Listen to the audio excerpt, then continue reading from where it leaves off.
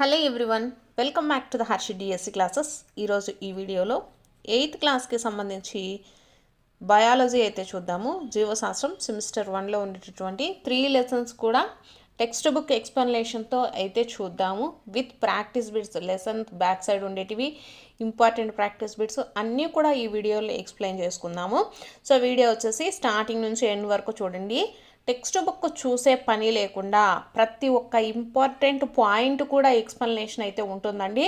With text బుక్తో ఉంటుంది కాబట్టి మీకు ఏ డౌట్ అవసరం లేదు. ఇది టెక్స్ట్ బుక్ మాత్రమే. సో దీంట్లో నుంచి మాత్రమే మనకు బిట్స్ వస్తాయి కాబట్టి టెక్స్ట్ బుక్లో ఉండేటటువంటి ప్రతి ఒక్క అంశం కూడా క్లియర్గా ఎక్స్ప్లెయిన్ చేసుకుందాము. వీడియో స్టార్టింగ్ నుంచి ఎండ్ వరకు చూడండి. అలాగే 8th క్లాస్ ఫిజికల్ సైన్స్కి సంబంధించి సెమిస్టర్ 1లో ఉండే అన్ని టాపిక్స్ ప్రాక్టీస్ బిట్స్ ఎక్స్ప్లెయిన్ చేయడం జరిగింది. వాటి యొక్క లింక్ కింద డిస్క్రిప్షన్లో ఇస్తాను. ఒకసారి చదువుకోవాలి, లేకపోతే ప్రాక్టీస్ బిట్స్కి ఆన్సర్స్ కావాలి అనుకున్నా కూడా ఒకసారి అయితే చూసుకోండి. సో ఈ వీడియోలో బయాలజీకి సంబంధించినటువంటి 3 లెసన్స్ ఉన్నాయి కదా.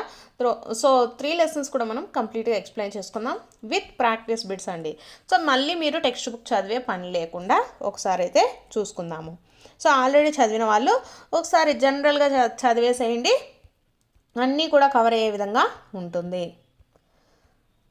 సో ఫస్ట్ లెసన్ చూసుకుంటే సూక్ష్మజీవులు, స్నేహితులు, శత్రువుల గురించి అయితే మనము చూద్దాము. సో మనం సాధారణంగా మన కళ్ళతో చూడలేని ఇతర జీవులు కూడా మన చుట్టూ అయితే ఉంటూ ఉంటాయి.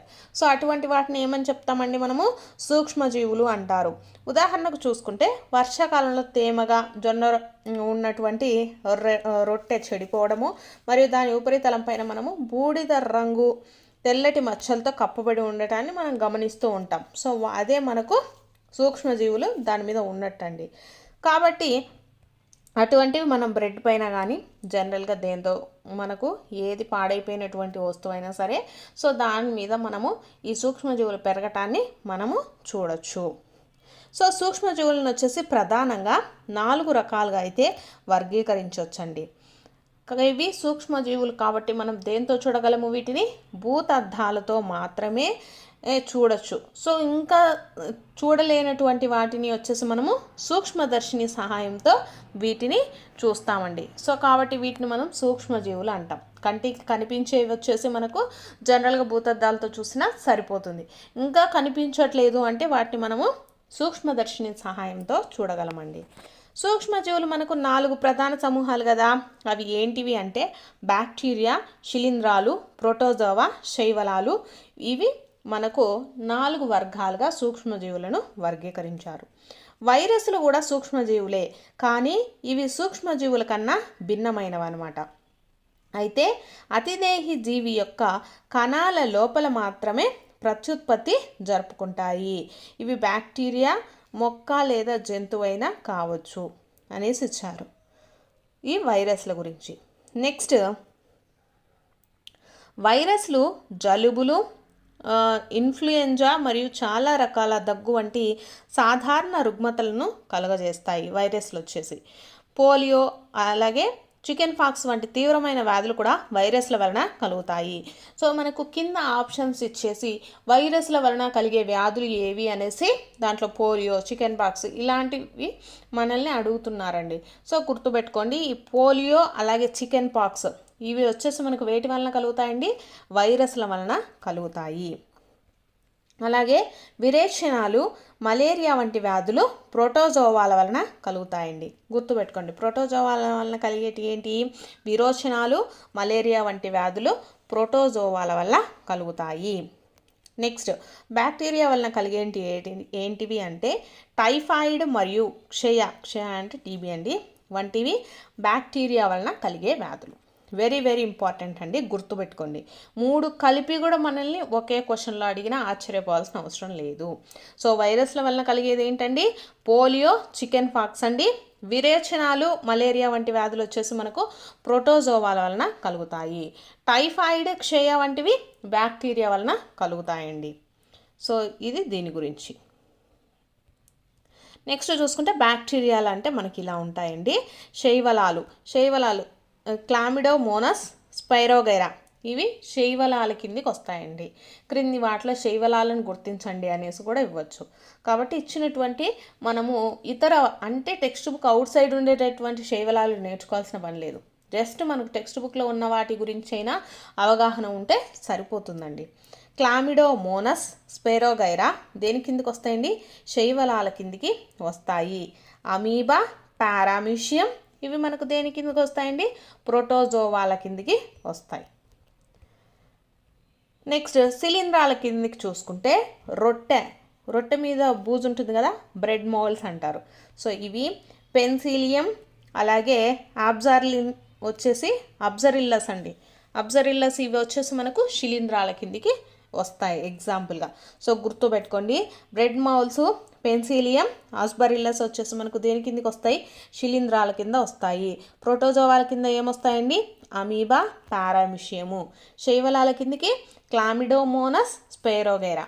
ఇవి ఎగ్జాంపుల్స్ అండి. వీటికి వెరీ వెరీ ఇంపార్టెంట్ అండి. ఇవి కూడా అడగచ్చు ఎగ్జామ్లో. Next question.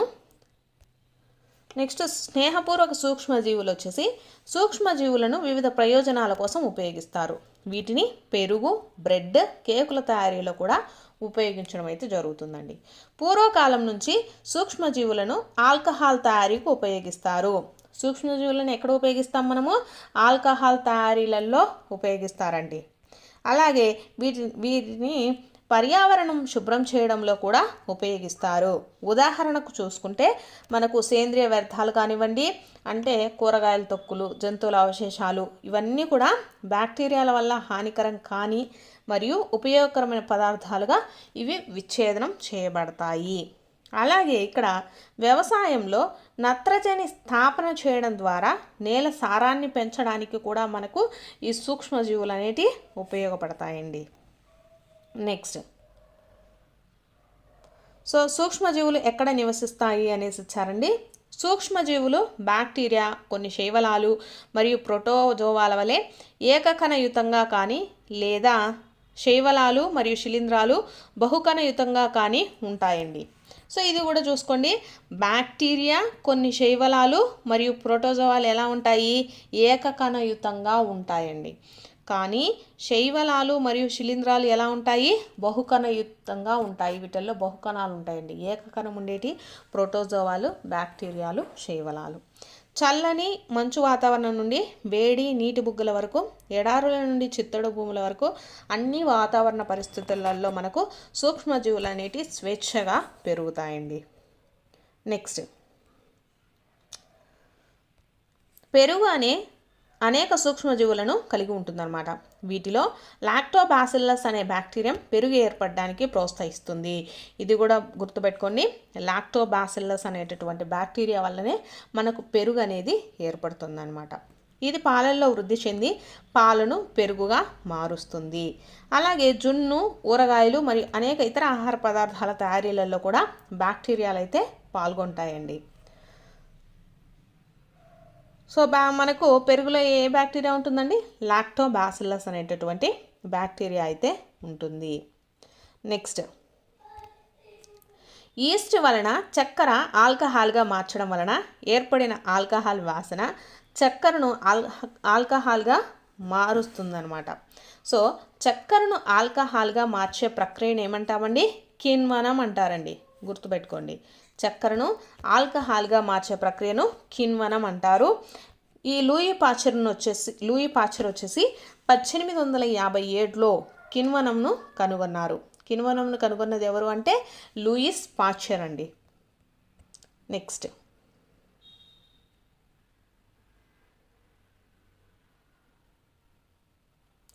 ఇటువంటి మనకు సూక్ష్మజీవులకు సంబంధించి మనకు అనేక రోగాలు అనేటివి ఏర్పడుతూ ఉంటాయండి.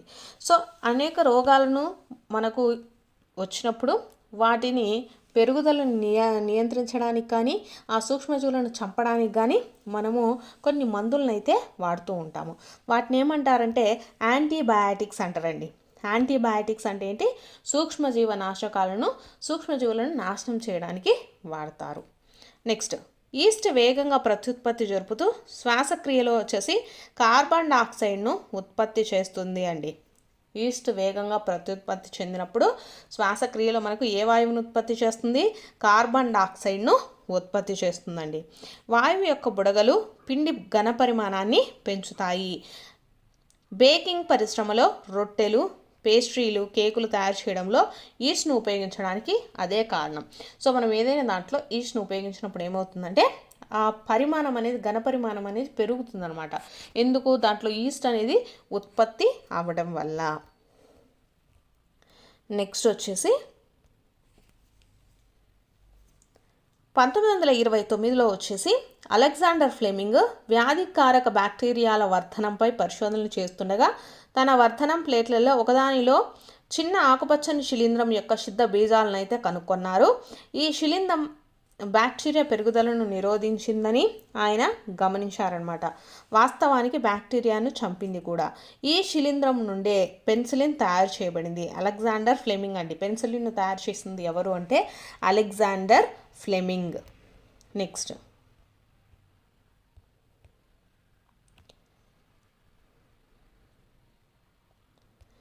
వచ్చేసి మశూచి వ్యాధికి టీకాను కనుగొన్నది ఎవరు అంటే ఎడ్వర్డ్ జెన్నర్ అండి. Edward Jenner. అలాగే టీకాలు వేయడం ద్వారా మనకు కలరా, క్షయ, మశూచి మరియు హెపటైటిస్తో అనేక వ్యాధులను మనం నివారించవచ్చండి. సో కాబట్టి ఇక్కడ సూక్ష్మజీవుల నుంచి కలిగే వ్యాధుల గురించి కూడా ఇవ్వడం జరిగింది. సో ఇక్కడ మశూచి వ్యాధికి టీకాను కనుగొన్నది ఎవరండి?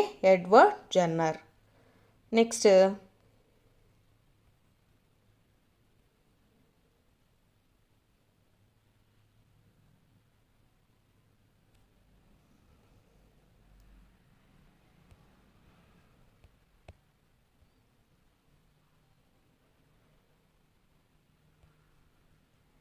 నెక్స్ట్ ఇంపార్టెంట్ పాయింట్స్ చూసుకున్నట్లయితే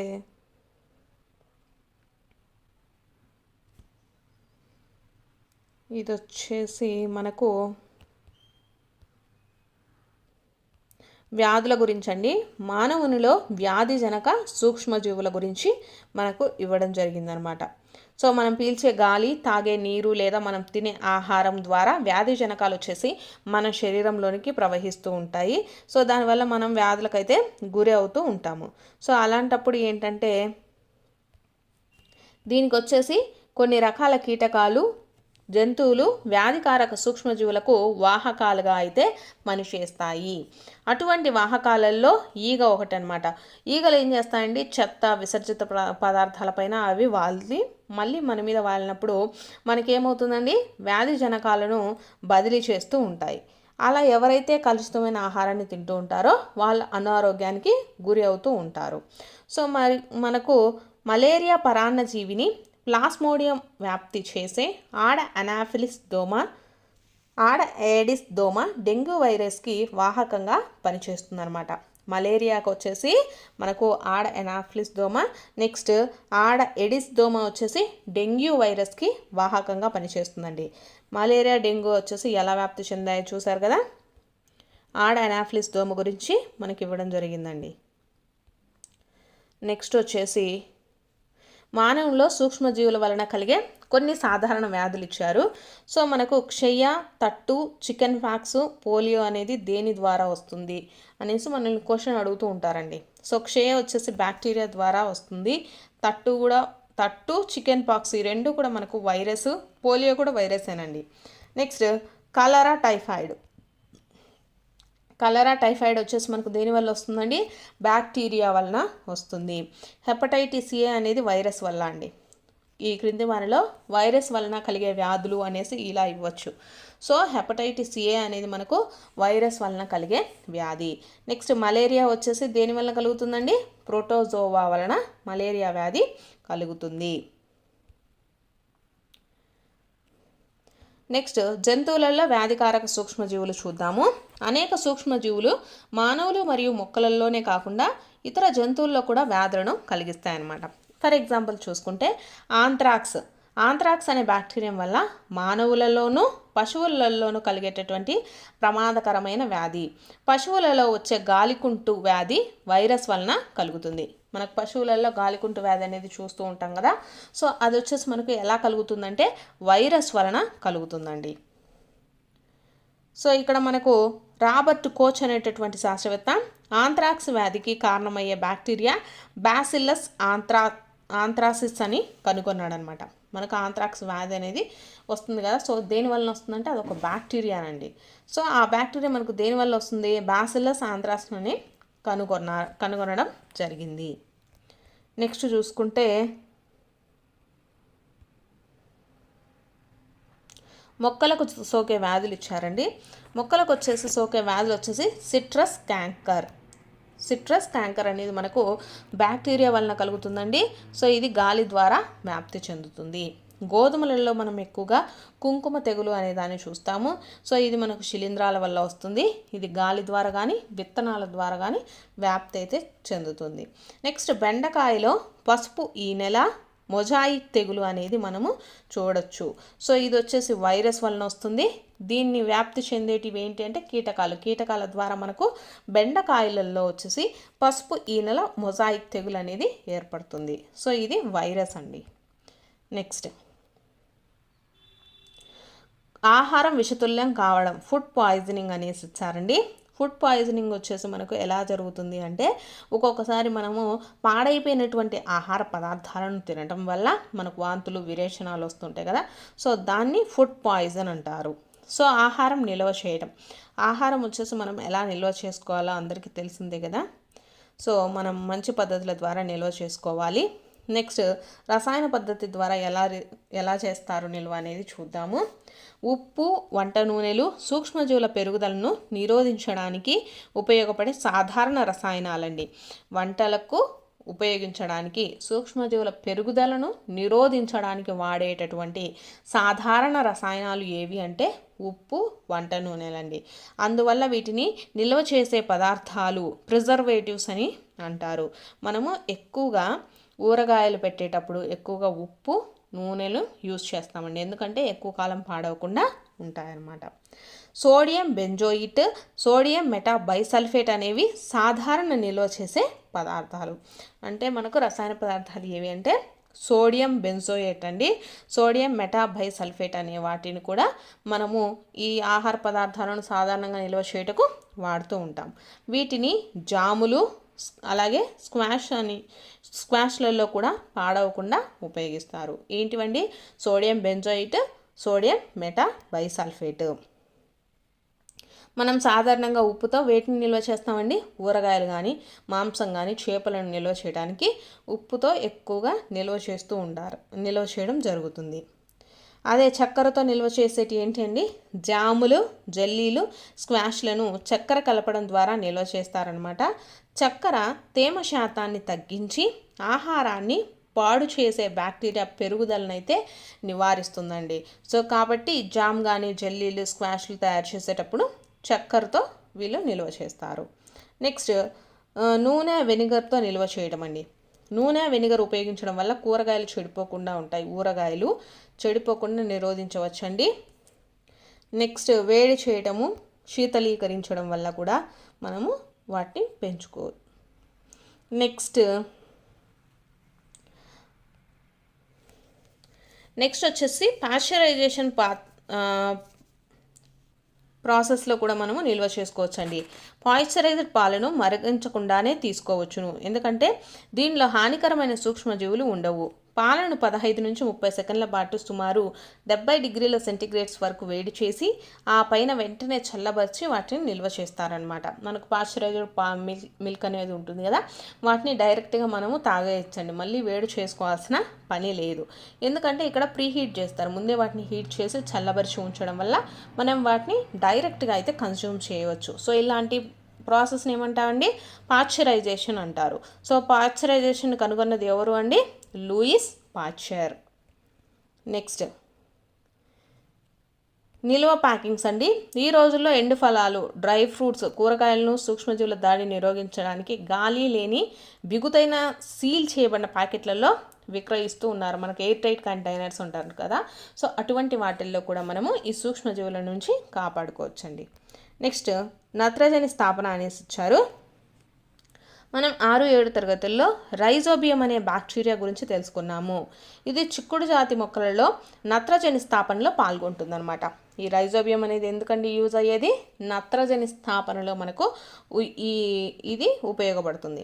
బీన్స్ మరియు బఠానీ వంటి చిక్కుడు జాతి లెగుమినేసి మొక్కల వేరు బుడిపెలల్లో ఈ రైజోబియం వచ్చేసి సహజీవనం చేస్తుందండి. మనకు చాలాసార్లు అడిగారు, ఈ క్రింది వాటిలో సహజీవనం చేసేటటువంటి బ్యాక్టీరియా ఏదేని లైజోబియము అనేసి మనకు చాలాసార్లు ఇచ్చారు. సో ఏంటిదండి ఇది?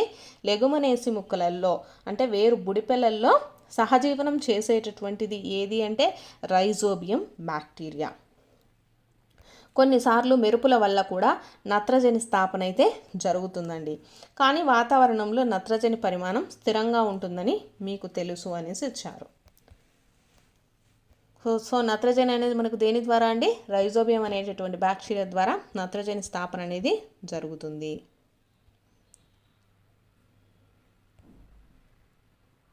సో నత్రజని వలయం అనేసి వచ్చారండి. సో నత్రజని వచ్చేసి మనకు వాతావరణంలో ఎంత పర్సెంటేజ్ ఉంటుందండి? 78% ఉంటుందండి. నత్రజని శాతం ఎంత? 78%.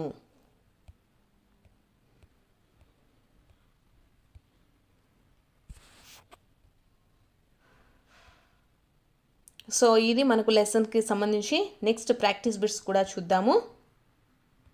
ఫస్ట్ది సూక్ష్మజీవులను డాష్ సహాయంతో చూడవచ్చు. సో సూక్ష్మజీవులను దేంతో చూస్తామండి? సూక్ష్మదర్శిని సహాయంతో చూడవచ్చు. సెకండ్ది నీలి ఆకుపచ్చ శైవలాలు భూసారాన్ని పెంచడానికి గాలి నుండి నేరుగా డాష్ను గ్రహించి స్థాపన చేస్తాయి అనేసి ఇచ్చారు. ఏంటిదండి భూసారాన్ని పెంచేది? నత్రజని అండి. నీలి ఆకుపచ్చ శైవలాలు వచ్చేసి భూసారాన్ని పెంచడానికి గాలి నుంచి నేరుగా నత్రజనిని గ్రహించి స్థాపననైతే చేస్తాయి. నెక్స్ట్ థర్డ్ది ఆల్కహాల్ను డాష్ సహాయంతో ఉత్పత్తి చేస్తారు. ఆల్కహాల్ను వచ్చేసి ఈస్ట్ సహాయంతో ఉత్పత్తి చేస్తారండి. ఈస్ట్ సహాయంతో. నెక్స్ట్ డాష్ వలన కలరా వ్యాధి కలుగుతుంది. సో కలరా వ్యాధి మనకు దేని వలన వస్తుందండి?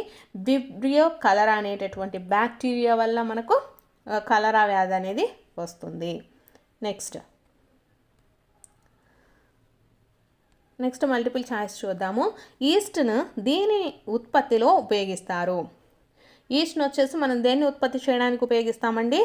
ఆల్కహాల్ని ఉత్పత్తిలో మనకు ఈస్ట్ అనేది ఉపయోగిస్తారు. నెక్స్ట్ క్రింది వానిలో సూక్ష్మజీవ నాశకం ఏది అనేసి ఇచ్చారండి. సో యాంటీబయాటిక్ సూక్ష్మజీవ నాశకం యాంటీబయాటిక్ ఏదంటే స్ట్రెప్టోమైసిన్ అండి. స్ట్రెప్టోమైసిన్ అనేది మనకు ఒక సూక్ష్మజీవ నాశకం. నెక్స్ట్ థర్డ్ది మలేరియా కలిగించే ప్రోటోజోవా యొక్క వాహకం ఏది? మలేరియాను కలిగించేటటువంటి ప్రోటోజోవా ఏదండి? ఆడ ఎనాఫెలిస్ దోమ. ఆప్షన్ 1. నెక్స్ట్ అంటువ్యాధులకు అత్యంత సాధారణ వాహకము ఏదండి? ఈగ అండి. ఈగ ద్వారానే మనకి ఎక్కువగా అంటువ్యాధులు అనేవి వ్యాప్తి చెందుతాయి. నెక్స్ట్ రొట్టె లేదా ఇడ్లీ పిండి పరిమాణం పెరగడానికి కారణము. సో ఎందుకు పెరుగుతుందండి? వీటిల్లో ఈస్ట్ కణాల పెరుగుదల అనేది ఎక్కువగా ఉంచడం వల్ల, అంటే ఈస్ట్ కణాలు దాంట్లో పెరగటం వల్ల మనకు రొట్టె పిండి కానీ ఇడ్లీ పిండి కానీ పరిమాణం అనేది పెరుగుతుంది. నెక్స్ట్ చక్కెరను ఆల్కహాల్గా మార్చే ప్రక్రియను ఏమంటారు అనేసి వచ్చారండి. సో ఏమంటారండి? కిణ్వనం అంటారు. Option 3 is the right answer. Next జతపరచండి అనేసి వచ్చారు, చూద్దాము. ఫస్ట్ బ్యాక్టీరియా అనేది మనం దేనికి యూజ్ చేస్తామండి? సో బ్యాక్టీరియా వచ్చేసి మనకు నత్రజని స్థాపనకు కలరాను కలిగించుటకు బ్యాక్టీరియా అనేది ఉపయోగపడుతుందండి. సో మనకు రైజోబియం వచ్చేసి నత్రజని స్థాపనకి తీసుకుందాం. ఎందుకంటే మనకు లెగుమినేసి మొక్కల్లో ఈ రైజోబియం బ్యాక్టీరియా ఉండి నత్రజనికి హెల్ప్ చేస్తుంది కాబట్టి రైజోబియం నత్రజని స్థాపన. బ్యాక్టీరియా వచ్చేసి కలరా కలిగించటకండి. కలరా కలిగించడానికి ఏంటి? విబ్రియో కలరా అనేటటువంటి బ్యాక్టీరియా వలన మనకు కలరా అనేది వస్తుంది. నెక్స్ట్ లాక్టోబాసిల్లస్ వచ్చేసి మనకి ఎక్కడ ఉంటుందండి? పెరుగును ఏర్పరచడంలో మనకు లాక్టోబాసిల్లస్ అనేటటువంటిది ఉంటుంది. నెక్స్ట్ ఈస్ట్ వచ్చేసి మనం ఎక్కడ వాడతామండి, బ్రెడ్ తయారీలలో యూజ్ చేస్తాం, బ్రెడ్ కానీ కేక్స్ వీటిల్లో. నెక్స్ట్ ఒక ప్రోటోజోవా అనేసి ఇచ్చారు. సో ప్రోటోజోవా ఏదండి, మలేరియాను కలిగించేది, మలేరియాను కలిగించే ఆడైనాఫిలిస్ దోమ వచ్చేసి ఒక ప్రోటోజోవా వర్గానికి సంబంధించింది. నెక్స్ట్ ఒక వైరస్ని ఇచ్చారు. సో వైరస్ వల్ల మనకి ఏ వ్యాధి కలుగుతుందండి, ఎయిడ్స్ వ్యాధి వైరస్ వల్లనే వస్తుంది కాబట్టి మనకు దీనికి ఎఫ్ అనేది కరెక్ట్ అవుతుంది. ఇవి ఫస్ట్ లెసన్ సూక్ష్మజీవులు, స్నేహితులు, శత్రువులకు సంబంధించినటువంటి ప్రాక్టీస్ బిట్స్. నెక్స్ట్ మీకు తెలుసా అనేది ఒకటి ఇచ్చారండి, చూద్దాము. బ్యాక్టీరియా భూమిపైన మానవుల కంటే చాలా ఎక్కువ కాలం నుంచి జీవిస్తున్నాయి. అవి చాలా తీవ్ర పరిస్థితుల్లో కూడా జీవించే శక్తి గల జీవులు అనమాట, సూక్ష్మజీవులు అనేటివి. అవి మరుగుతున్న మట్టి కుండలు, అత్యంత చల్లని మంచునీటిలో కూడా నివసిస్తున్నట్లు గుర్తించారు. చాలామంది ఏంటంటే ఎక్కువ వేడి చేస్తే సూక్ష్మజీవులు చనిపోతాయని చెప్తూ ఉంటారు కదా. సో అలా కాకుండా బతికేటటువంటి సూక్ష్మజీవులు కూడా ఉన్నాయి అనేసి చెప్తున్నారండి. కాస్టిక్ సోడా సరస్సులలో, గాఢ సల్ఫ్యూరిక్ ఆమ్లం కొలనులలో కూడా కొన్ని బ్యాక్టీరియాలు గుర్తించబడ్డాయి. బ్యాక్టీరియా అనేక కిలోమీటర్ల లోతుల్లో కూడా జీవించగలవండి. బహుశా అంతరిక్షంలో కూడా అవి మనుగడను సాగించగలవు. 2 సంవత్సరాల పాటు చంద్రునిపై ఉన్న కెమెరా నుండి ఒక రకమైన బ్యాక్టీరియాను తిరిగి పొందగలిగారంట. బహుశా బ్యాక్టీరియా మనుగడ సాగించలేనటువంటి వాతావరణం అంటూ ఏది ఉండదు. ఈ బ్యాక్టీరియాలు వచ్చేసి ఎక్కడైనా ఎటువంటి పరిస్థితుల్లో అయినా పెరగగలవు అనేసేటటువంటి స్టేట్మెంట్ అయితే ఇచ్చారండి. నెక్స్ట్ సెకండ్ లెసన్ చూద్దాము. సెకండ్ లెసన్ వచ్చేసి పంట ఉత్పత్తులు, యాజమాన్య పద్ధతులు. సో మనకు అధిక జనాభా అయితే ఉంది. సో వాళ్ళకి కావాల్సినటువంటి ఆహార పదార్థాన్ని అందించడానికి నిత్యము నిరంతరం ఏం చేయాలండి, ఉత్పత్తి, సరి అయిన యాజమాన్య పద్ధతులు, సరఫరా అనేటటువంటివి మనకు అవసరము. సో వ్యవసాయ పద్ధతుల గురించి చూద్దాము. క్రీస్తు పూర్వము 10,000 వరకు ప్రజలు సంచార జీవనం సాగించేవారు. వారు ఆహారము, ఆవాసం కొరకు వచ్చేసి సమూహాలుగా ఒక చోటు నుండి మరొక చోటికి తిరిగేవారు. వారు ఆహారం పచ్చి కూరగాయలు, పండ్లు తినేవారు. ఆహారం కొరకు కొంచెం జంతువులను వేటాడడం కూడా మొదలుపెట్టారు. తర్వాత నేలను సాగు చేసి వరి, గోధుమ మొదలైన ఆహార పంటలను ప్రారంభించారు. అలా మనకు వ్యవసాయం అయితే ప్రారంభమైందండి. వ్యవసాయం ఎప్పుడు ప్రారంభమైంది, క్రీస్తు పూర్వం 10,000 సంవత్సరాల క్రితమే మనకు ప్రారంభమైనది. ఒకే రకమైన పంటను ఒకే చోట అధిక సంఖ్యలో సాగు చేయటాన్ని ఏమంటారంటే పంట అంటారు. అంటే ఉదాహరణకు ఒక 10 ఎకరాలు తీసుకుంటే దాంట్లో ఒక గోధుమ ఒక్కటే వేసామనుకోండి. సో అలా ఒకే రకమైన పంటను ఒకే చోట అధిక సంఖ్యలో సాగు చేస్తే దాన్ని ఏమంటాము, పంట అనేసి అంటాం.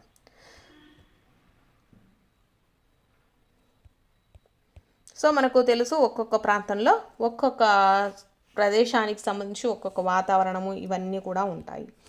దేశంలో వివిధ ప్రాంతాలలో చాలా రకాల పంటలను అయితే మనం పండిస్తూ ఉంటారు. ఈ వైవిధ్యం ఉన్నప్పటికీ పంటలను ప్రధానంగా అయితే 2 భాగాలుగా గుర్తించారండి. అవి ఏంటివి, ఖరీఫ్ పంటలు, రబీ పంటలు. Very very important. వర్షాకాలంలో పండే పంటలను వచ్చేసి ఖరీఫ్ పంటలు అంటారండి. మన దేశంలో వర్షాకాలం సాధారణంగా జూన్ నుంచి సెప్టెంబర్ మధ్యలో ఉంటుంది. వరి, జొన్న, సోయాబీను, వేరుశెనగ, ప్రత్తి మొదలైనటువంటి ఖరీఫ్ పంటలకి ఎగ్జాంపుల్స్. సో చూసారు కదా. నెక్స్ట్ రబీ. రబీ అంటే ఏంటండి, శీతాకాలము. అక్టోబర్ నుంచి మార్చ్ వరకు పండే పంటలను వచ్చేసి రబీ పంటలు అంటారు. దీంట్లో కూడా మనకి ఏమేమి పండుతాయండి, గోధుమ, పప్పు ధాన్యాలు, బఠానీ, ఆవాలు, అవిసె గింజలు, ఇవన్నీ కూడా మనకు రబీ పంటకి ఎగ్జాంపుల్. నెక్స్ట్ చూద్దాము. నెక్స్ట్ వ్యవసాయ పద్ధతులు అండి. వ్యవసాయ పద్ధతుల్లో ఫస్ట్ ఏం చేసుకోవాలండి, నేలను సిద్ధం చేసుకోవాలి. తర్వాత విత్తనాలను నాటడము. నెక్స్ట్ సేంద్రియ రసాయనిక ఎరువులను కలపటం. తర్వాత నీటిపారుదల ఏర్పాటు, కలుపుల నుండి రక్షణ, పంట కోత కోయటము, తర్వాత పంటను శుభ్రపరచడము లాస్ట్ స్టెప్. ఇది కూడా గుర్తుపెట్టుకోండి. వ్యవసాయ పద్ధతుల్లో స్టెప్ 1 నేలను సిద్ధం చేయటము. నెక్స్ట్ విత్తనాలను నాటడము, సేంద్రియ రసాయనిక ఎరువులను కలపటం, నీటిపారుదల ఏర్పాటు, కలుపు, రక్షణ అండి, పంట కోయటం, పంటను భద్రపరచడం, వ్యవసాయ పద్ధతిలో ఉండేటటువంటి స్టెప్స్ అన్నమాట. ఫస్ట్ అయితే నేలను సిద్ధం చేసుకోవాలండి. నేలను సిద్ధం చేసుకోవడానికి మనకు ఏం చేస్తాము, వ్యవసాయంలో నేలను తిరగవేయటము, గుల్లబారేటట్లుగా చేయటం అనేది ముఖ్యమైన పనులలో ఒకటనమాట. దీనివల్ల ఏమవుతుందంటే పంట మొక్కల వేర్లు లోతుగా చొచ్చుకొని పోయి మనకు నేల గుల్లబారకుండా వేర్లు లోతుగా చొచ్చుకొని పోయినప్పుడు సులువుగా గాలి పీల్చుకుంటూ ఉంటాయి. సో దీనివల్ల మనకి ఏమవుతుంది, పంట బాగా మనకు చేతికి వస్తుంది అన్నమాట. నెక్స్ట్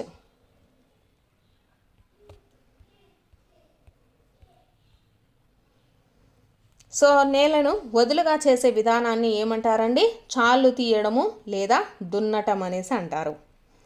నెక్స్ట్ దున్నడానికి మనం నాగలి, గొర్రు ఇలాంటి వాటిని వాడుతూ ఉంటామండి. నెక్స్ట్ తొల్లిక అంటే ఏంటంటే ఇది కలుపును తీయటానికి, నేలను గుల్లగా చేయడానికి ఉపయోగించేటటువంటి సులువైన పరికరాన్ని ఏమంటారంటే తొల్లిక అంటారండి. తొల్లిక అంటే ఏంటి, కలుపును తీయటానికి కానీ నేలను గుల్లగా చేయడానికి ఉపయోగించే సులువైన పరికరాన్ని తొల్లిక అంటారు. ఇది పొడవాటి కర్ర లేదా ఇనుప కడ్డీని కలిగి ఉంటుంది. దీని చివర బలమైన వెడల్పుగా వంపు తిరిగిన లోహపు పలక అతకబడి బ్లేడ్ లాగా పనిచేస్తూ ఉంటుందండి.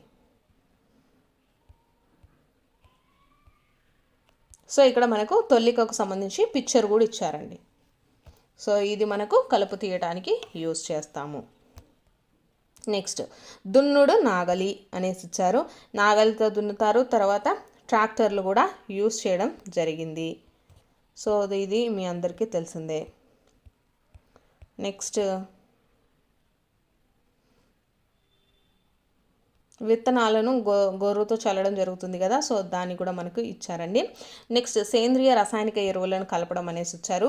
మొక్కలు ఆరోగ్యంగా పెరగడానికి పోషకాల రూపంలో నేలకు అందించే పదార్థాలను సేంద్రియ ఎరువులు లేక రసాయనిక ఎరువులు అనేసి అంటారండి.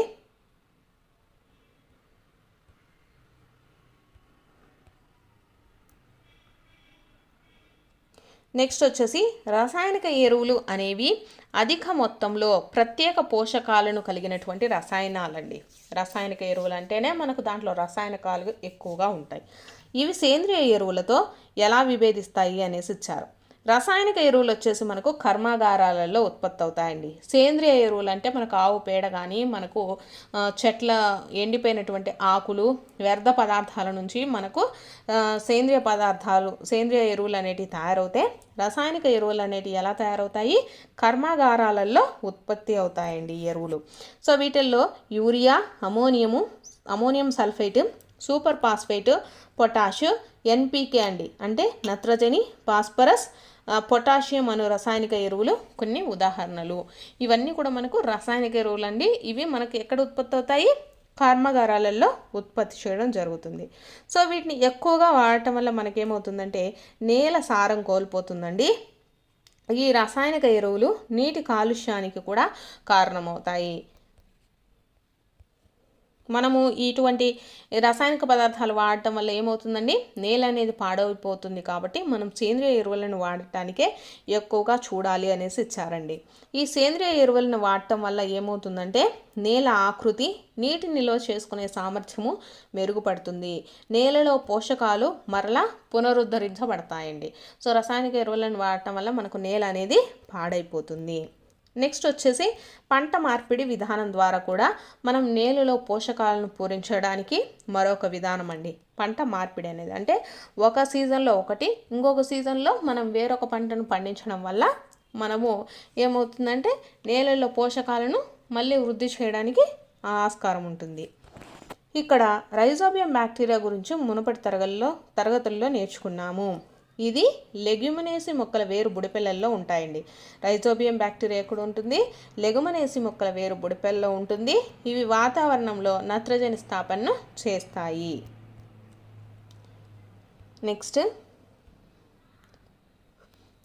నెక్స్ట్ వచ్చేసి రసాయనిక ఎరువుల గురించి అలాగే సేంద్రియ ఎరువుల గురించి ఇచ్చారండి. రసాయనిక ఎరువులు వచ్చేసి మానవుని చేత తయారు చేయబడతాయి. ఇవి సేంద్రియ ఎరువులు అంటే ఏంటి, మనకు జంతు వృక్ష వ్యర్థాలను విచ్ఛిన్నం చేయడం ద్వారా ఏర్పడేటటువంటి సహజ పదార్థమే సేంద్రియ ఎరువు. ఇవి రసాయన కర్మాగారాలలో తయారు చేస్తారండి. ఇవి సేంద్రియ ఎరువు పొలాలలోనే తయారు చేస్తారు. ఈ రసాయనిక ఎరువు నేలకు హ్యూమస్ను అందించలేదండి. ఈ సేంద్రియ ఎరువు వచ్చేసి హ్యూమస్ అనేది అధికంగా అందించబడుతుంది పంట పొలాలకి. నెక్స్ట్ రసాయనిక ఎరువులు నత్రజని, భాస్వరము, పొటాషియం వంటి వృక్ష సంబంధిత పోషకాలను అధికంగా కలిగి ఉంటుంది. అంటే దీంట్లో వీళ్ళు మాన్యువల్గా యాడ్ చేస్తారు కాబట్టి ఎక్కువగా ఉంటుందండి. దీంట్లో వచ్చేసి సాపేక్షంగా ఉంటాయి. ఎంత మోతాదులో కావాలంటే అంత మోతాదులో మాత్రమే మనకు ఈ సేంద్రియ ఎరువులలో ఉంటాయండి.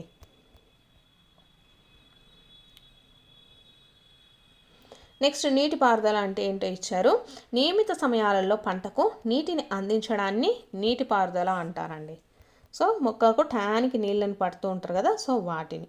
సో నీటిపారుదల వనరులు ఏవి అంటే మనకు బావులు, గొట్ట బావులు, చెరువులు, సరస్సులు, నదులు, ఆనకట్టలు, కాలువలు, వీటి ద్వారా మనకు నీటిపారుదల అనేది జరుగుతుందండి. సో దీంట్లో మనకు సాంప్రదాయ నీటిపారుదల పద్ధతులు ఉన్నాయండి, అవి చూద్దాము. పొలాలకు నీటిని అందించడానికి బావులు, సరస్సులు, కాలువలలో ఉన్న నీటిని తోడడానికి వివిధ ప్రాంతాలలో వివిధ పద్ధతులను అయితే పాటిస్తారనమాట. ఈ విధానాలలో పశువులను లేదా శ్రామిక శక్తిని ఉపయోగించడం జరుగుతుంది. అయితే వీటిల్లో ఇవి చౌకైనవండి, తక్కువ డబ్బులతోనే మనము చేసుకోవచ్చు. సో అవి ఏంటివి అంటే గిలక బావి అండి, కపి వ్యవస్థ. సో గిలక బావి అంటే ఇది. నెక్స్ట్ గొలుసు పంపు విధానము. గొలుసు పంపు విధానం అంటే ఇదండి. నెక్స్ట్ యాతము. నెక్స్ట్ కపిల వ్యవస్థ. ఈ 4 ద్వారా మనకు నీటిని పారుదల అయితే చేయొచ్చు. సాధారణంగా గొట్టాలను నీటిని తోడడానికి ఉపయోగిస్తారు. ఇవి పనిచేయడానికి డీజిల్, బయోగ్యాస్, విద్యుత్, సౌరశక్తిని కూడా ఉపయోగిస్తారనమాట. సో ఈ విధంగా నీటిపారుదల అనేది జరుగుతుందండి. సో అవి ఏంటివి అండి, గిలక బావి ద్వారా కానీ, గొలుసు పంపు ద్వారా కానీ, యాతం ద్వారా కానీ, కపిల వ్యవస్థ ద్వారా మనకు నీటిపారుదలను చేయొచ్చు పంటలకి. నెక్స్ట్ వచ్చేసి ఆధునిక నీటిపారుదల పద్ధతులండి. ఇది కూడా మనకి ఇంపార్టెంట్. ఫస్ట్ చూసుకుంటే తుంపర పద్ధతి అంటే స్ప్రింక్లర్ల పద్ధతి అండి. ఇది మనకు పిక్చర్లో ఇచ్చారు, చూస్తే సరిపోతుంది. నీటి లభ్యత సరిగ్గా లేని, చదునుగా లేని నేలకు తుంపర పద్ధతి చాలా ఉపయోగకరం అండి. నిర్ణీత దూరాలలో చుట్టూ తిరిగే నాజల్స్ కలిగి లంబంగా ఉండే పైపులను ప్రధాన పైపు లైన్కు కలుపుతారు. పైపులను ఉపయోగించి మనకు వర్షం పడుతున్నట్టుగా సన్నగా తుంపరగా మనకు పడుతుందండి. సో దానివల్ల ఏంటంటే మనకు నీరుని అనేది తక్కువగా యూజ్ చేయొచ్చు, ఎక్కువగా వేస్ట్ అవ్వదు, దానికి సరిపోయేంత నీరు కూడా అందుతుంది. ఏ పద్ధతిలో? తుంపర పద్ధతి. తక్కువగా నీరున్న ప్రాంతాలలో ఈ పద్ధతి బెస్ట్. నెక్స్ట్ బిందు సేద్యం చూద్దాము. ఈ స్ప్రింక్లర్ల పద్ధతి వచ్చేసి కాఫీ పంటలకు, పచ్చికలకు ఎక్కువగా ఉపయోగిస్తారండి. పచ్చికలకు అంటే మనకు గ్రీనరీస్ ఉంటాయి కదా, ఊరికే పచ్చిక బయళ్ళు అంటాం కదా, సో అటువంటి వాటికి కానీ, కాఫీ పంటలకు కానీ ఈ స్ప్రింక్లర్ల పద్ధతి చాలా ఉపయోగము. ఇది మనల్ని ఇంతకుముందు క్వశ్చన్ అడిగారండి, పచ్చికలకు, కాఫీ పంటలకు ఉపయోగించేటటువంటి పద్ధతి ఏది అని. స్ప్రింక్లర్ పద్ధతి అండి. నెక్స్ట్ బిందు సేద్యము. ఈ పద్ధతిలో నీరు బిందువులుగా నేరుగా వేర్ల దగ్గరికే పడుతుంది కనుక దీనిని వచ్చేసి మనం ఏమంటామంటే బిందు సేద్యం అంటామండి. సో ఇక్కడ చూడొచ్చు బిందు సేద్యము. ఇది వచ్చేసి చెట్లకు కానీ, తోటలకు, పండ్ల మొక్కలకు ఉత్తమమైన పద్ధతి. ఈ పద్ధతిని ఎక్కడ యూజ్ చేస్తారు? చెట్లకు కానీ, తోటలకు కానీ, పండ్ల మొక్కలకు కానీ యూజ్ చేయడం జరుగుతుందండి. నీరు ఎక్కడ కూడా వృధా కాదు. నీరు మరీ తక్కువగా లభ్యమయ్యే ప్రాంతాలలో ఇది ఎక్కువగా యూజ్ చేస్తారు, బిందు సేద్యం అనేటటువంటిది. నెక్స్ట్ చూసుకుంటే కలుపు మొక్కల నుంచి రక్షణ అండి. సో పొలంలో అనేక అవాంఛనీయమైన మొక్కలు పంటతో పాటు సహజంగా పెరుగుతాయండి. సో ఇటువంటి అవసరం లేనటువంటి మొక్కలను ఏమంటాము? కలుపు మొక్కలు అంటారు. సో ఆ కలుపు మొక్కలను వచ్చేసి చేత్తో తొలగించడం జరుగుతుంది. ఒక్కొక్కసారి రసాయనాలు లేదా కలుపు నాశకాలను పిచికారీ చేయడం వల్ల మనం ఆ కలుపు మొక్కలను అయితే తీసేయచ్చు.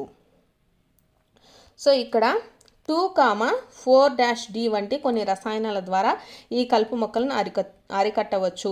వీటిని వచ్చేసి కలుపు నాశకాలు అంటారండి. 2,4-D వీటిని ఏమంటామండి? కలుపు నాశకాలు అనేసి చెప్తాము. నెక్స్ట్ పంట కోత కోయట ఒక ముఖ్యమైన పని. పంట పండిన తర్వాత పంటను కోయడాన్ని పంట కోతయుత అని అంటారు. అంటే హార్వెస్టింగ్ చేయడం, పంట మనకు అయిపోయిన తర్వాత కట్ చేస్తాం కదా, సో దాన్ని హార్వెస్టింగ్ అనేసి చెప్తామండి. సో దానికి మనుషుల్ని ఉపయోగిస్తారు, కొంతమంది ట్రాక్టర్లని, ఇప్పుడు అధునాతనంగా వచ్చినటువంటి యంత్రాలను కూడా ఉపయోగించడం జరుగుతుంది. నెక్స్ట్ పంట కాలపు పండుగలు అనేసి ఇచ్చారు. 3 నుంచి 4 నెలలు కష్టపడిన తర్వాత పంట కోతకైతే వస్తుంది. పొలమంతా బంగారు రంగులో పంట నిండా గింజలను కలిగి ఉన్న దృశ్యం రైతుల హృదయానికి ఆనందం, అంతా బాగానే ఉందన్న భావన కలిగిస్తుందన్నమాట. సో ఇటువంటి దాంట్లో మనం ఏం జరుపుకుంటామంటే సంక్రాంతి అండి. సంక్రాంతి, వైశాఖి, హోలీ, దీపావళి, నభన్య, బిహు మొదలైనవి పంట కోతలతో ముడిపడి ఉన్నటువంటి ప్రత్యేక పండుగలండి. పంట కోతలతో ముడిపడి ఉన్న ప్రత్యేకమైన పండుగలు ఏవి అంటే సంక్రాంతి, వైశాఖి, హోలీ, దీపావళి, నభన్య, బిహు అండి. నెక్స్ట్ సో సన్నకారు రైతులు గింజలను పొట్టు నుంచి వేరు చేయడాన్ని ఏమంటారు అంటే తూర్పార పట్టడం అంటారండి. నెక్స్ట్ నిల్వ చేయడం కూడా ఇంపార్టెంట్. మనకు పంటలో ఉండేటటువంటి నేల తేమను అంత ఎండిన తర్వాత మాత్రమే మనకు పంట నిల్వ చేసుకోవడానికి ఉంటుందండి. సో ఇక్కడ ధాన్యం నిల్వ చేసేందుకు లోహపు గదులు కూడా ఇచ్చారు. గదులు అంటే మనకు గోదాములు, వీటిల్లో మనకు పండిన పంటలను అయితే మనము పెడతాం కదండి, వాటిని. నెక్స్ట్ చేపలు ఆరోగ్యకరమైన ఆహారం. మనం చేపల నుండి పొందే క్యాడ్ లివర్ అండి. క్యాడ్ లివర్ ఆయిల్లో విటమిన్ డి ఎక్కువగా ఉంటుంది. చేపల నుండి మనం పొందే ఆయిల్ ఏదంటే క్యాడ్ లివర్ ఆయిల్ అండి. సో దీంట్లో మనకి ఏం ఎక్కువగా ఉంటుంది, విటమిన్ డి అనేది ఎక్కువగా ఉంటుంది. నెక్స్ట్ దీనికి సంబంధించినటువంటి ప్రాక్టీస్ బిట్స్ చూద్దాం. నెక్స్ట్ పంటలు, ఉత్పత్తులు, యాజమాన్య పద్ధతులకు సంబంధించి టెక్స్ట్ బుక్ బ్యాక్ సైడ్ ఉండే బిట్స్ చూద్దాము. క్రింది జాబితా నుండి సరైన పదాన్ని ఎంచుకొని ఖాళీలను పూరించండి అనేసి ఇచ్చారు. సో ఇక్కడ ఉన్నవి మనకు వాటిని పూరించాలండి. ఫస్ట్ చూసుకుందాం. ఒకే రకమైన మొక్కలను ఎక్కువ పరిమాణంలో ఒక ప్రదేశంలో సాగు చేయటాన్ని ఏమంటారండి? పంట అనేసి అంటారు. పంటలు పండించే ముందు మొదటి దశలో నేలను ఏం చేసుకోవాలండి? సిద్ధం చేసుకోవాలి. ఏం చేయాలి? నేలను వచ్చేసి ఫస్ట్ దశలో నేలను సిద్ధం చేసుకోవాలి పంట కోసము. నెక్స్ట్ పాడైపోయిన విత్తనాలు నీటి ఉపరితలం పైన డాష్ అనేసి ఇచ్చారండి. పాడైపోయిన విత్తనాలు ఏమవుతాయి? నీటి ఉపరితలం పైన తేలడం అయితే జరుగుతుంది. నెక్స్ట్ డీది చూద్దాము. ఒక పంటను పండించడానికి తగిన సూర్యరశ్మి మరియు నీరు మరియు నేల నుండి డాష్ అవసరం అనేసి ఇచ్చారండి. నేల నుండి ఏం కావాలి? పోషకాలు అనేటివి అవసరము. నెక్స్ట్ జతపరచండి చూద్దాము. ఖరీఫ్ పంటలు ఏవి అనేసి ఇచ్చారండి. సో దీంట్లో మనం చూసుకున్నట్లయితే ఖరీఫ్ పంటలు ఏమండి? వరి, మొక్కజొన్న వచ్చేసి ఖరీఫ్ పంటలకు ఎగ్జాంపుల్.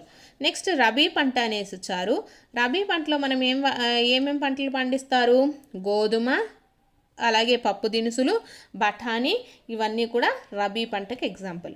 నెక్స్ట్ రసాయనిక ఎరువుల గురించి ఇచ్చారండి. రసాయనిక ఎరువులు అంటే యూరియా మరియు సూపర్ ఫాస్ఫేట్, ఈ రెండింటిని మనము రసాయనిక ఎరువులుగా చెప్పచ్చు. నెక్స్ట్ సేంద్రియ ఎరువులు అంటే జంతువుల మలమూత్రాలు, ఆవు పేడ మూత్రము మరియు మొక్కల వ్యర్థాలు, వీటి నుంచి తయారైనటువంటి దాన్ని సేంద్రియ ఎరువుగా చెప్తామండి. నెక్స్ట్ ఇక్కడ ఖరీఫ్ పంటకు ఉదాహరణ అనేసి ఇచ్చారు. ఖరీఫ్ పంట అంటే ఏంటండి? వరి మరియు మొక్కజొన్న, ఈ రెండు మనకు ఖరీఫ్ పంటలు. రబీ పంటలు అంటే ఏమొస్తాయండి? గోధుమలు, అలాగే పప్పు దినుసులు, బఠానీ, ఇవి మనకు రబీ పంటకు సంబంధించినవి. సో ఇవి సెకండ్ లెసన్కి సంబంధించిన ప్రాక్టీస్ బిట్స్. నెక్స్ట్ లెసన్ జంతువులలో ప్రత్యుత్పత్తి గురించి చూద్దాము. సో వీడియో చూస్తున్న వాళ్ళు మీకు వీడియో నచ్చితే తప్పకుండా లైక్ చేయండి. మరిన్ని వీడియోస్ కోసం 8th క్లాస్ సెమిస్టర్ 2 కూడా మీకు ఇలానే ఎక్స్ప్లెయిన్ చేస్తే బాగుంటుంది అనిపించిన వాళ్ళకి కంపల్సరీగా లైక్ అయితే చేయండి.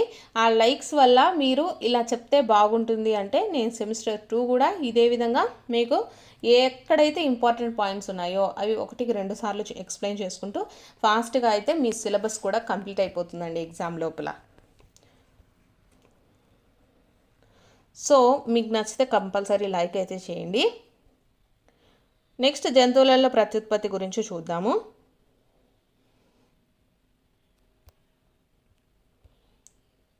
సో మనకు ప్రత్యుత్పత్తి విధానాలండి. మొక్కలలో వలె జంతువులలో కూడా 2 విధాలుగా మనకు ప్రత్యుత్పత్తి జరుగుతుందండి. సో ఇక్కడ మనకు మొత్తం జంతువులలో ప్రత్యుత్పత్తి గురించే చూస్తున్నామండి. సో మొక్కలలో వలె జంతువులలో కూడా 2 విధాలుగా ప్రత్యుత్పత్తి జరుగుతుంది. ఏంటిది? లైంగిక ప్రత్యుత్పత్తి, అలైంగిక ప్రత్యుత్పత్తి అండి. సో లైంగిక ప్రత్యుత్పత్తి అంటే ఏంటో చూద్దాము. 7వ తరగతిలో చదివిన మొక్కలలో ప్రత్యుత్పత్తి పాఠాన్ని గుర్తు చేసుకోండి అనేసి ఇచ్చారు. లైంగిక ప్రత్యుత్పత్తి జరిపే మొక్కలు పురుష మరియు స్త్రీ ప్రత్యుత్పత్తి భాగాలను కలిగి ఉంటాయని మీకు జ్ఞాపకం వస్తుంది. సో ఆ భాగాల పేర్లు చెప్పగలరా అనేసి ఇచ్చారు. జంతువుల్లో కూడా పురుష స్త్రీ జీవులు భిన్నమైన ప్రత్యుత్పత్తి భాగాలు లేదా అవయవాలను అయితే కలిగి ఉంటాయండి. మొక్కల్లో మనకు ఎలా అయితే ప్రత్యుత్పత్తి జరుగుతుందో జంతువులలో కూడా జంతువుల ప్రత్యుత్పత్తి అవయవాలు కూడా సంయోగ బీజాలను ఉత్పత్తి చేయగా వాటి కలయిక వలన సంయుక్త బీజం ఏర్పడుతుంది. ఈ సంయుక్త బీజమే ఒక కొత్త జీవిగా అభివృద్ధి అయితే చెందుతుందన్నమాట. పురుష స్త్రీ సంయోగ బీజాల కలయికతో ప్రారంభమయ్యే ప్రత్యుత్పత్తి విధానాన్ని ఏమంటారండి? లైంగిక ప్రత్యుత్పత్తి అంటారు. మనకి ఇక్కడ ఏంటి, మనకు మొక్కలలో ఎలా జరుగుతుందో జంతువులలో కూడా అలాగే జరుగుతుంది అనేసి ఇచ్చారండి. సో ఇక్కడ పురుష స్త్రీ సంయోగ బీజాల కలయిక వల్ల ప్రారంభమయ్యే ప్రత్యుత్పత్తి విధానమే మనకు లైంగిక ప్రత్యుత్పత్తిగా చెప్పడం జరుగుతుంది. నెక్స్ట్ మానవునిలోని ప్రత్యుత్పత్తి భాగాలను మరియు ప్రత్యుత్పత్తి ప్రక్రియను తెలుసుకుందామనేసి ఇచ్చారండి. పురుష ప్రత్యుత్పత్తి అవయవాలు. పురుష ప్రత్యుత్పత్తి అవయవాలలో ఒక జత ముష్కాలు, ఏకవచనం ముష్కం అండి. సో ఒక జత ముష్కాలు అనేసి ఇచ్చారు. 2 శుక్రవాహికలు మరియు ఒక పురుషాంగము ఉంటాయి. ముష్కాల ఉత్పత్తి చేసే పురుష బీజ కణాలను శుక్ర కణాలు అనేసి అంటారు. సో ఈ ముష్కాలు వచ్చేసి కొన్ని మిలియన్ల కొద్ది శుక్ర కణాలను అయితే ఉత్పత్తి చేస్తాయండి. సో ఇక్కడ మనకు మానవుల్లో శుక్రకణం ఎలా ఉంటుంది అనేసి కూడా పిక్చర్ అయితే ఇచ్చారు. సో శుక్రకణాలు సూక్ష్మ పరిమాణంలో ఉన్నప్పటికీ ప్రతి శుక్రకణానికి వచ్చేసి తల, సో ఇక్కడ మనకు పిక్చర్లో ఇచ్చారు కదా, తల, మధ్య భాగము, తోక అనే భాగాలు ఉంటాయండి. ఈ చూడటానికి శుక్రకణము ఏకకణంలాగా కనిపిస్తూ ఉంటుంది. నెక్స్ట్ వచ్చేసి స్త్రీ ప్రత్యుత్పత్తి అవయవాల గురించి ఇచ్చారు. స్త్రీ ప్రత్యుత్పత్తి అవయవాలలో ఒక జత స్త్రీబీజ కోశాలు, ఒక జత స్త్రీబీజ వాహికలు అంటే పాలోపియన్ నాళాలు, గర్భాశయము ఉంటాయి. స్త్రీబీజ కోశం స్త్రీ సంయోగ బీజాలైన అనేసి ఇచ్చారు. సో మనకు మానవుల్లో స్త్రీ ప్రత్యుత్పత్తి అవయవాలు ఎలా ఉంటాయి? ఒక స్త్రీబీజ కోశం ఉంటుంది, ఇక్కడ స్త్రీబీజ వాహిక, గర్భాశయం ఉంటుంది. సో మానవుల పురుష ప్రత్యుత్పత్తి అవయవాలలో ముష్కము, పురుషాంగము, శుక్ర వాహిక. నెక్స్ట్ మానవునిలో స్త్రీబీజ కోశం నుండి ప్రతి నెల ఒక అండం విడుదలై స్త్రీబీజ వాహికలోనికి చేరుతుంది. శిశువు యొక్క అభివృద్ధి గర్భాశయంలోనే జరుగుతుంది. శుక్రకణం వల్లే అండం కూడా ఏకకణమే అండి. శుక్రకణము మనకు అండము ఈ 2 కూడా ఏకకణ జీవులే. సో ఫలదీకరణం ఎలా జరుగుతుంది అనేసి మనకి ఇక్కడ ఇచ్చారు.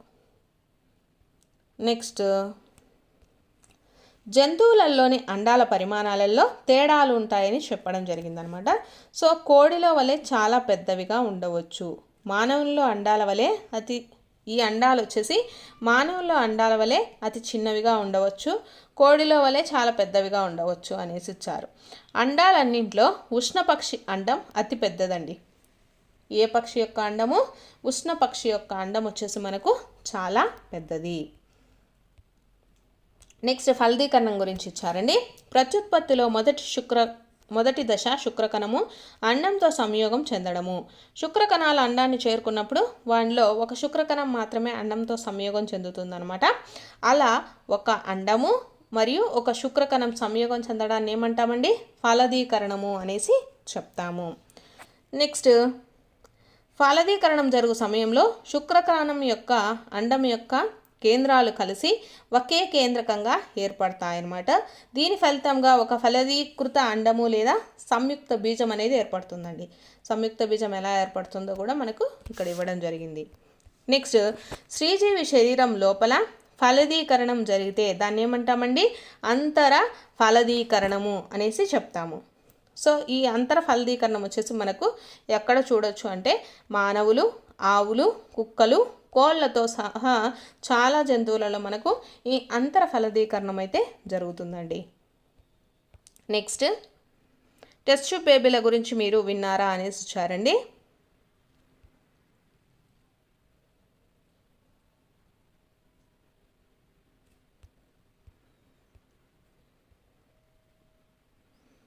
నెక్స్ట్ వచ్చేసి బాహ్య ఫలదీకరణం గురించి ఇచ్చారు. ఆడకప్ప వచ్చేసి గుడ్లు విడుదల చేసిన వెంటనే మగ కప్ప శుక్రకణాలను అండాలపైకి అయితే విడుదల చేస్తుంది. ప్రతి శుక్రకణము తన పొడవైన తోక సహాయంతో నీటిలో స్వేచ్ఛగా ఈదుతూ ఉంటాయి. శుక్రకణాలు అండాలను చేరినప్పుడు ఫలదీకరణం జరుగుతుందన్నమాట. ఈ విధమైన ఫలదీకరణంలో పురుష స్త్రీ సంయోగ బీజాల కలయిక స్త్రీజీవి శరీరానికి వెలుపల జరుగుతుంది కాబట్టి ఇదేమవుతుందండి? బాహ్య ఫలదీకరణం అయితే అవుతుంది. వీటిని మనం ఎక్కడ చూడొచ్చు అంటే చేపలు, సముద్ర నక్షత్రాల వంటి నీటి జంతువులలో మనకు ఈ బాహ్య ఫలదీకరణం వచ్చేసి అత్యంత సాధారణమండి. నెక్స్ట్,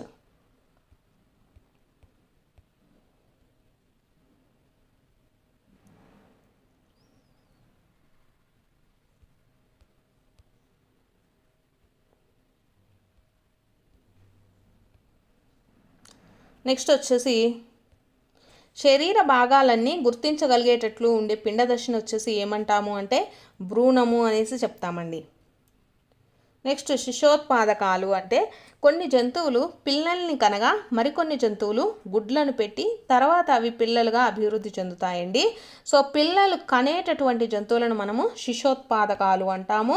గుడ్లను పెట్టే జంతువులను వచ్చేసి అండోత్పాదకాలు అనేసి చెప్తామండి. సో అది మీకు అందరికీ తెలిసిందే, ఎప్పటి నుంచో చదువుతూ ఉన్నారు కదా. నెక్స్ట్ వచ్చేసి ఇక్కడ మనకు కప్ప జీవిత చక్రం ఇచ్చారండి. కప్ప జీవిత చక్రంలో ఫస్ట్ గుడ్లు పెడుతుంది, తర్వాత తొలి దశ ట్యాడ్పోల్ ద్వారా మళ్ళీ దశ వచ్చేసి ట్యాడ్పోల్, తర్వాత అది ప్రౌఢ కప్పగా మనకు మారుతూ ఉంటుందండి. సో దాన్ని ఏమంటాము? రూప విక్రయం అంటాము. అలా మారుతూ గణనీయ మార్పుల ద్వారా డింబకం వచ్చేసి మనకు ప్రౌఢ జీవిగా మారడాన్ని ఏమంటామండి? రూప విక్రయం అంటాము. సో ఇక్కడ చూద్దాము, గుడ్డు నుంచి ప్రౌఢ దశ వరకు కప్ప జీవిత దశలను పరిశీలించండి అనేసి ఇచ్చారు. సో ఒక్కొక్కసారి మనకు వరుస క్రమం అడుగుతారండి. కప్ప జీవిత దశలలో వరుస క్రమం ఫస్ట్ ఏంటంటే గుడ్డు, తర్వాత ట్యాడ్పోల్ ద్వారా జరుగుతుంది అంటే డింబకము, తర్వాత ప్రౌఢజీవి అనే స్పష్టమైన 3 దశలు వచ్చేసి మనకు కప్పలో కనిపిస్తాయి. నెక్స్ట్, సో ఇప్పుడు అలైంగిక ప్రత్యుత్పత్తి చూద్దాము.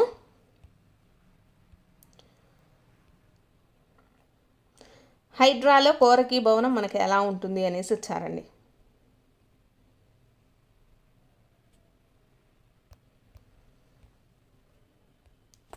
ప్రతి హైడ్రాలో 1 లేదా అంతకన్నా ఎక్కువ బుడిపెలు ఉండవచ్చు. ఈ బుడిపెలు కొత్త జీవులుగా అభివృద్ధి చెందుతాయన్నమాట. వీటిని కోరకాలు అంటారు. మనకు ఈ హైడ్రాలో వచ్చేసి దేని ద్వారా ప్రత్యుత్పత్తి జరుగుతుందండి? కోరకీ భవనం ద్వారా జరుగుతుంది. సో ఇక్కడ వీటికి చాలా కోరకాలు అయితే ఉంటాయండి. ఈస్ట్ నందలి కోరకాలను జ్ఞాపకం తెచ్చుకోండి అనేసి ఇచ్చారు. హైడ్రాలో కూడా ఒకే తల్లి జీవి నుండి బాహ్య పెరుగుదల రూపంలో కొత్త పిల్ల జీవులు అభివృద్ధి చెందుతూ ఉంటాయి. ఒక తల్లి జీవి మాత్రమే పాల్గొనేటటువంటి ప్రత్యుత్పత్తిని అలైంగిక ప్రత్యుత్పత్తి అంటారండి. సో హైడ్రాలో కోరకాల ద్వారా కొత్త పిల్లల జీవుల అభివృద్ధి అయితే చెందుతుంది. కనుక ఇటువంటి అలైంగిక ప్రత్యుత్పత్తిని ఏమంటాము? కోరకీ భవనం అంటారండి. హైడ్రాలో వచ్చేసి మనకు ఏ ప్రత్యుత్పత్తి కనిపిస్తుంది? అలైంగిక ప్రత్యుత్పత్తి కనిపిస్తుంది. హైడ్రాలో వచ్చేసి జరిగేటటువంటి అలైంగిక ప్రత్యుత్పత్తిని మనం ఏమంటామండి? కోరకీ భవనం అంటాము. ఇక్కడ వచ్చేసి మనకు కోరకాల ద్వారా ప్రత్యుత్పత్తి అనేది అభివృద్ధి చెందుతుంది. అలాగే నెక్స్ట్ అమీబాది కూడా ఇచ్చారండి. అమీబాలో ఎలా ఉంటుంది అనేసి ఇచ్చారు. అమీబాలో వచ్చేసి మనకు ద్విధా విచ్చిత్తి ద్వారా ప్రత్యుత్పత్తి అనేది జరుగుతుందండి. అమీబా అనేది ఏకకణజీవి, గుర్తుపెట్టుకున్న అమీబా అనేది ఏకకణజీవి. దీంట్లో వచ్చేసి ప్రత్యుత్పత్తి విధానం ఏందండి, ద్విధా విచ్చిత్తి. నెక్స్ట్ వచ్చేసి దీనిలో క్లోనిడాలి కథ అనేసి ఇచ్చారండి. ఈ ఒక కణాన్ని లేదా సజీవ భాగాన్ని లేదా మొత్తం జీవి యొక్క అచ్చమైన ప్రతిరూపాన్ని తయారు చేయడాన్ని ఏమంటారు, క్లోనింగ్ అంటారండి. సో ఈ క్లోనింగ్ను మొట్టమొదటిసారిగా వచ్చేసి స్కాట్లాండ్ దేశంలోని ఎడిన్బర్గ్లో ఒక రోసలిన్ సంస్థలో వచ్చేసి ఇయాన్ విల్మంట్ మరియు అతని సహచరులు అయితే విజయవంతంగా నిర్వహించారు. ఏంటి క్లోనింగ్ పద్ధతి అండి, వారు డాలీ అనే గొర్రెను విజయవంతంగా క్లోనింగ్ అయితే చేశారు. డాలీ వచ్చేసి మనకు జూలై 5, 1996లో జన్మించింది.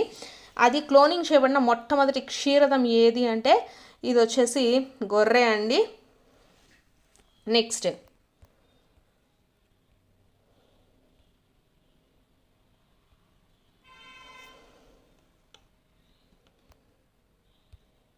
దీనికి సంబంధించినటువంటి ప్రాక్టీస్ బిట్స్ కూడా చూద్దాము. దీంట్లో మనకు టెక్స్ట్ బుక్లో ఉన్నాయి కదా, సో ఇవి కూడా చూసేద్దాం. నెక్స్ట్ థర్డ్ లెసన్ వచ్చేసి ప్రత్యుత్పత్తి కదండి. సో ప్రత్యుత్పత్తికి సంబంధించినటువంటిది ప్రాక్టీస్ బిట్స్ అయితే చూద్దాం, టెక్స్ట్ బుక్ బ్యాక్ సైడ్ ఉండేటివి. సో క్వశ్చన్ చూసుకున్నట్లయితే సరి అయిన సమాధానం ఎంచుకోండి అనేసి ఇచ్చారు. అంతర ఫలదీకరణము జరిగేది అనేసి ఇచ్చారు. ఆప్షన్స్లో శ్రీజీవి శరీరం లోపల, శరీరానికి వెలుపల, పురుషజీవి శరీరం లోపల, పురుషజీవి శరీరానికి వెలుపల అనేసి ఇచ్చారండి. సో అంతర ఫలదీకరణం వచ్చేసి మనకు ఎక్కడ జరుగుతుందండి, ఇది వచ్చేసి శ్రీజీవి శరీరం లోపల జరుగుతుందండి అంతర ఫలదీకరణము. సో ఆప్షన్ 1 రైట్ అవుతుంది. నెక్స్ట్ ఈ ప్రక్రియ ద్వారా చిరు కప్ప ప్రౌఢ కప్పగా అభివృద్ధి చెందుతుంది. సో దేని ద్వారా అండి, రూప విక్రయం ద్వారా చిరు కప్ప వచ్చేసి ప్రౌఢ కప్పగా మారుతుంది. నెక్స్ట్ సి క్వశ్చన్ వచ్చేసి సంయుక్త బీజమునందలి కేంద్రకాల సంఖ్య. సో సంయుక్త బీజంలో వచ్చేసి మనకు ఎన్ని కేంద్రకాలు ఉంటాయండి, ఓన్లీ 1 మాత్రమే ఉంటుంది. Option 1 is the right answer. Next వచ్చేసి ట్రూ ఆర్ ఫాల్స్, సత్యమా అసత్యమా అనేసి ఇచ్చారు, చూద్దాం ఒకసారి. అండోత్పాదకాలు పిల్లలను కంటాయి అనేసి ఇచ్చారండి, రాంగ్. శిశోత్పాదకాలు అయితేనే అవి పిల్లల్ని కంటాయి. నెక్స్ట్ శుక్రకణము ఒక ఏకకణము. సో ఇది వచ్చేసి మనకు కరెక్టేనండి, శుక్రకణం వచ్చేసి ఏకకణమే. కప్పలో బాహ్య ఫలదీకరణం జరుగుతుంది, ఇది కూడా కరెక్టేనండి. నెక్స్ట్ సంయోగ బీజం అనే కణము నుండి మానవుడు ఏర్పడతాడు, ఇది వచ్చేసి మనకు తప్పండి. నెక్స్ట్ ఫలదీకరణం చెందిన తర్వాత పెట్టబడిన గుడ్డు ఒకే కణముచే ఏర్పడుతుంది అనేసి ఇచ్చారు. సో ఇది కూడా రాంగ్ అండి, ఒకే కణము చేత ఏర్పడదు. నెక్స్ట్ అమీబా కోరకీ భవనం ద్వారా ప్రత్యుత్పత్తి జరుపుకుంటుంది అనేసి ఇచ్చారండి. సో అమీబా వచ్చేసి ద్విధా విచ్చిత్తి ద్వారా జరుపుకుంటుందండి. హైడ్రా మాత్రమే కోరకీ భవనం ద్వారా ప్రత్యుత్పత్తి జరుపుకుంటుంది. సో ఇది రాంగ్. నెక్స్ట్ అలైంగిక ప్రత్యుత్పత్తిలో ఫలదీకరణము ఒక అత్యవసర ఘట్టము అనేసి ఇచ్చారండి. సో ఫలదీకరణం అనేది తప్పండి, ఇది మనకు రాంగే, ఫాల్స్. నెక్స్ట్ ద్విధా విచ్చిత్తి ఒక అలైంగిక ప్రత్యుత్పత్తి విధానము. సో ఇది కరెక్ట్. నెక్స్ట్ ఫలదీకరణం ఫలితంగా సంయుక్త బీజం అనేది ఏర్పడుతుంది. సో ఇది కూడా కరెక్టే. నెక్స్ట్ పిండము ఏకకణంతో ఏర్పడుతుంది అనేసి ఇచ్చారు. సో ఇది రాంగ్, పిండం అనేసి 2 కణాలతో కలయికతో ఏర్పడుతుందండి. సో ఇది మనకు రాంగ్, ఇది అసత్యము. సో ఇవి వచ్చేసి మనకు ప్రత్యుత్పత్తి లెసన్కి సంబంధించినటువంటి ప్రాక్టీస్ బిట్స్. సో ఇవి 3 లెసన్స్కి సంబంధించినటువంటి ప్రాక్టీస్ బిట్స్. ఇవి మీకు కనుక వీడియో నచ్చినట్లయితే తప్పకుండా లైక్ చేయండి. అలాగే ఇలానే ఎక్స్ప్లెయిన్ చేయాలి టెక్స్ట్ బుక్ మొత్తము అంటే సోషల్ కానివ్వండి, సైన్స్ సెమిస్టర్ 2 లెసన్స్ అన్నీ కూడా ఈ విధంగా ఎక్స్ప్లెయిన్ చేయండి అంటే ప్రతి ఒక్కరు కూడా వీడియోని లైక్ చేయండి. అలాగే మీ ఫ్రెండ్స్ ఎవరైనా ఉంటే వాళ్ళకు షేర్ అయితే చేయండి. సో మరిన్ని వీడియోస్ కోసం కొత్త వాళ్ళైతే సబ్స్క్రైబ్ కూడా చేసుకోండి. మన ఛానల్లో టెట్కి సంబంధించి కానీ డిఎస్సికి సంబంధించి ప్రతిరోజు ప్రాక్టీస్ బిట్స్, ప్రీవియస్ బిట్స్ కానివ్వండి, లెసన్స్కి సంబంధించి కంటెంట్ కానివ్వండి ప్రతిరోజు అప్లోడ్ అవుతూ ఉంటాయి. సో వీడియోస్ వచ్చేసి స్కిప్ చేయకుండా ఫాలో అయితే అవ్వండి.